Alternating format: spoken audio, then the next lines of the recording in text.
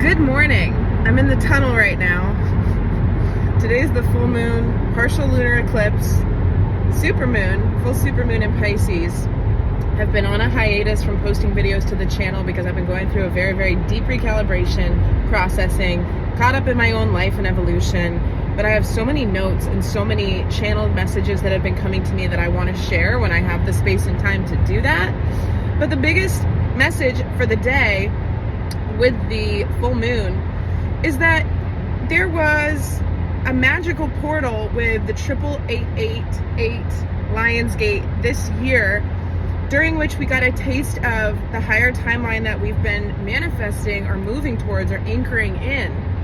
And it wasn't made manifest then, but we were accessing it fully energetically. We were feeling how it was going to feel in the energy. And the stuff that's now changing and going to be continuing to change after this eclipse and towards the equinox and the next eclipse, these are the moves that we have to make in order to bring it into the physical. And it's very interesting because there are certain things that we did not consider more granular to the daily aspects of how we live our lives that do have to go, or they have to change, or they have to be adjusted, or it's like everything is laid bare right now out on the table. I'm also getting this like vision around how they select the next Dalai Lama reincarnate, where there's all those objects on the table and he selects the ones that belongs to his former incarnation. It's like, this is a new incarnation essentially. Are you going to be holding on to the aspects of yourself that pertain to an old one? Can you recognize which aspects of yourself pertain to an old version of you? And then do you have the strength to not pick them up anymore because you trust that there are new things coming in to replace them? So there's a lot going on, and there's a lot of uncomfortable tension and feelings of instability in the collective. And I always remind myself, so I remind others, that the instability that we see is evidence of how much can change right now. And in order for anything or anybody to do the reflection needed to undergo a rebirth and see things in a new way, you have to get to some kind of rock bottom or place where you don't like what's happening. And there's been a lot of complacency and ignorance within the global collective around how things operate on Earth. And I have a longer message related to this and like the human body and the potential of the human body and the animal of the human, and sort of the level and strata of life and life form that we've been permitted to be and inhabit, and how the human potential, the human animal, the human form is so much more than we've ever understood it to be. And I mean, it's also just a testament to our resilience, our resiliency in the systems that we've been locked in by as people.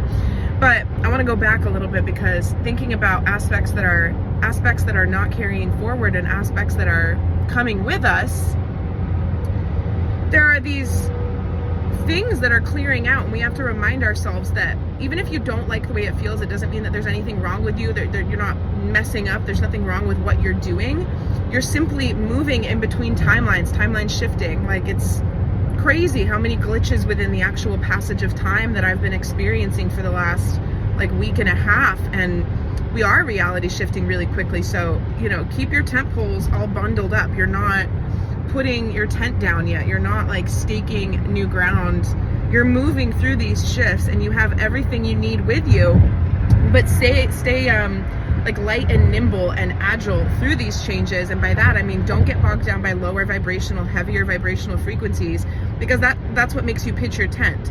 If you have a little inconsistency or inconvenience or major upset, who knows, and you stake your tent, that means that you're unloading all of the emotional baggage that is due to that experience in the moment. You're like, and like, I'm not saying that it's not good to express your negative emotions, but if you do so, recognize it, pick up your tent poles in the way of like, okay, I release this, I make peace with this, I move on from this. I'm not going to be thinking about this and replaying it, in an autonomic way, on autopilot, just my ego churning through what happened and why it happened and whose fault was it. Any of that, leave that behind.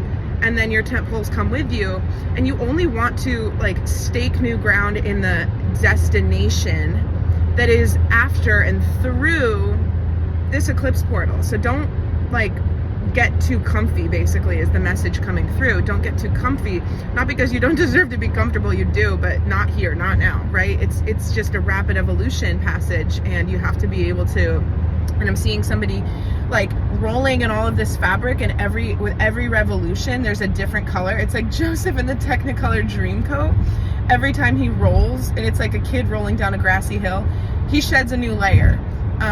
So that's the energy of this week, that's the energy of this weekend, and that's the energy of next week too.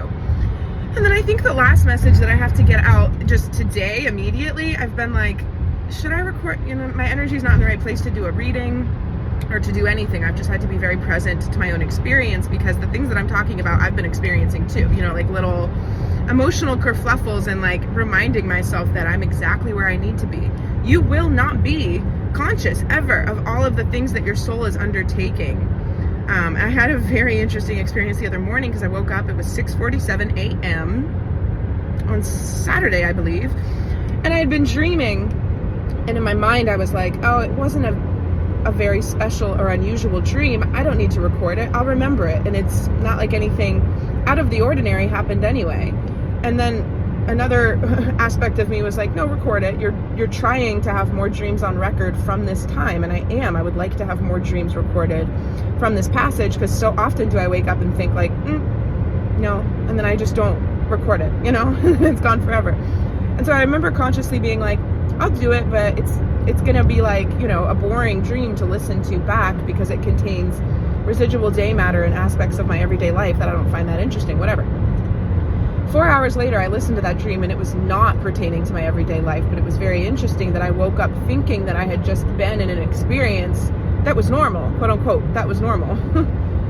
And it was a dream about this parallel reality, and I lived there, and I was bound to this ocean, flanked by all sides. There was only one way off and on this island, and it was my hometown, and I was a laborer, I was a painter, but I wasn't painting on a two-dimensional flat surface. I was painting objects, like figurines or something, and I did it every day, and I did it all day, and I was like so tired, and I was sitting on this rocky outcropping, smoking a cigarette, staring into the ocean, and it was dark out, and there was wind everywhere, and I was sitting there just like thinking, when will all of this end? I've been working so hard, and I like my life, and I'm privileged, and I work pretty hard to make things happen for myself. But it was such a funny thing to listen to back, because I woke up thinking that was my life, and I'm like, it's just another day on my little figurine painting island by myself.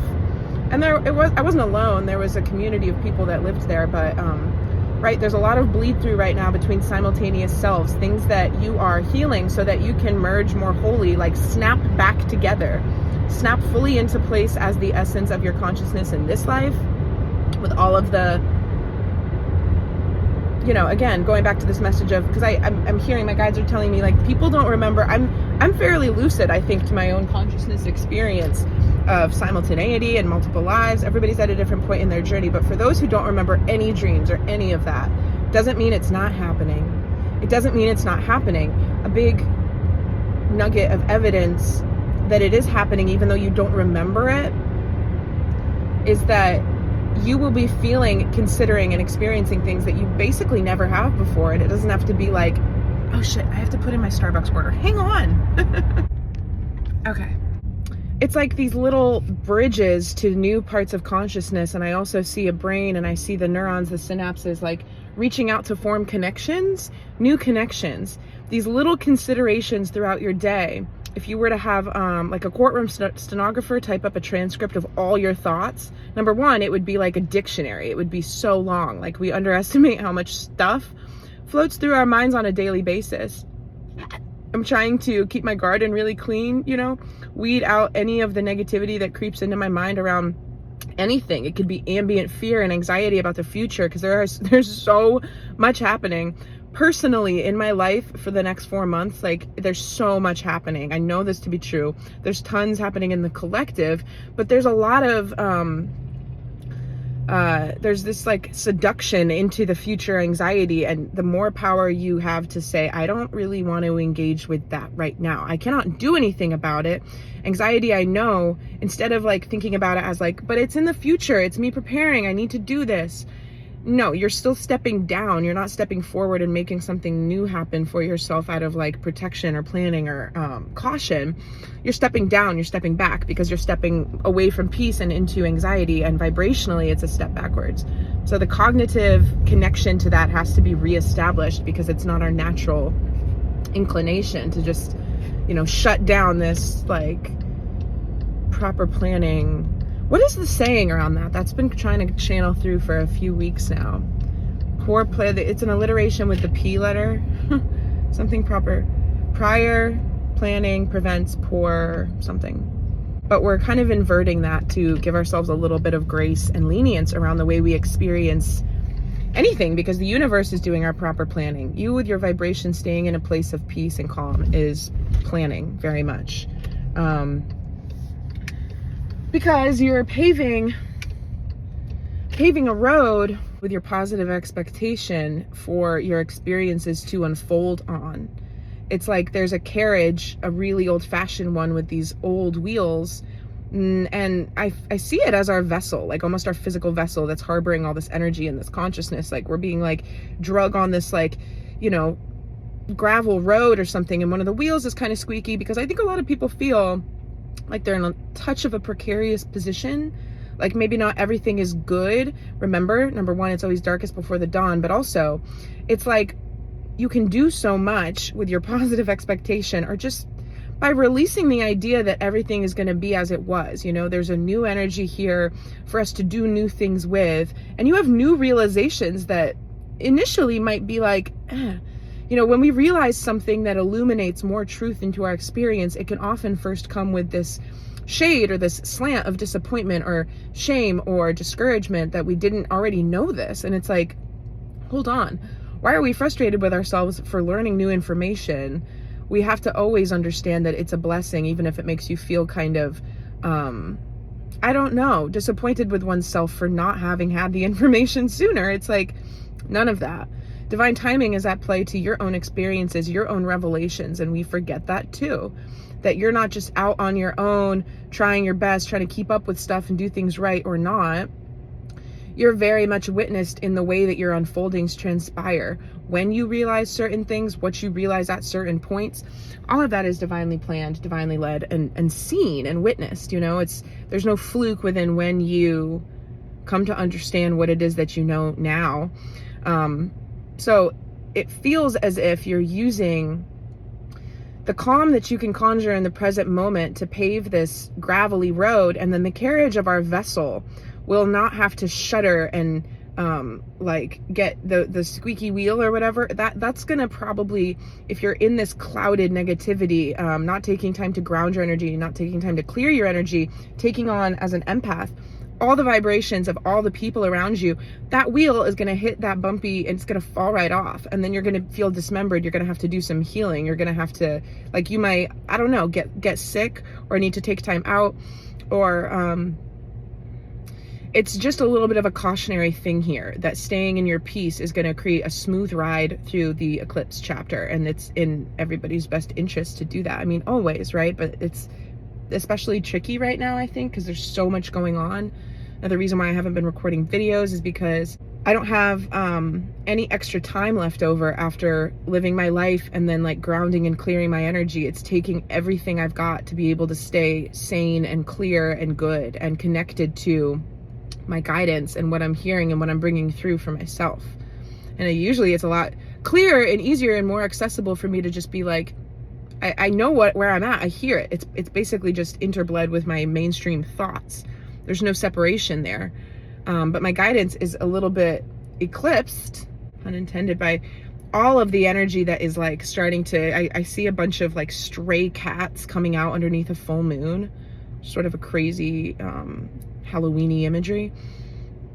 And they're like doing that like feral cat cry, which is like one of my least favorite sounds. Actually, I don't like that sound. So anyway, even if some of the things that you're bumping up against mentally and you're grappling with these things, like take a step back and be like, this is such a good thing. It's such a powerful, good thing to be in this space where you feel out of your depth, because it's evidence that things are changed. Not only are they changing, but they're changed. You're in a different place. You're in a position that you would never have considered certain things from 6 months ago. And the rest of the year and the following year, this is, I think, anything goes. That's a good way to put it, because then it's up to you. Like, all of the advice or all the information that anybody, including myself, can provide is only received into the framework or the context of what somebody already knows or accepts to be true or possible. So by saying anything goes, it's really up to you. Like, if you want to put boundaries of limitation on what could be possible for you, then you will do that. And a lot of the times we do that without even realizing it, because it's simply where we're at with what we're allowing to be possible. To the other extent, if you believe that certain things can be possible in a way like never before, and like you're allowing all of your preconceived limiting ideas to fall away, then that will be divinely supported, and your experience will reflect the change in how things can manifest on earth in our lives, and how a lot of the limiting things that we've been plugged into are dissolving, so that we can experience more immediate manifestation and live in more of a alignment with our true like dharma and karma of putting out good energy, reaping good energy, having a quick return loop of the way we invest and engage in our own lives, really seeing ourselves as, I am presences in avatars, creating anything we want, including the sustaining and maintaining of our physical vessels. You can create changed states in your life: spiritual, emotional, mental, physical, etheric. Time to pick up my Starbucks order. So have a great day. I'll do a longer reading soon. Sending love out there to everybody.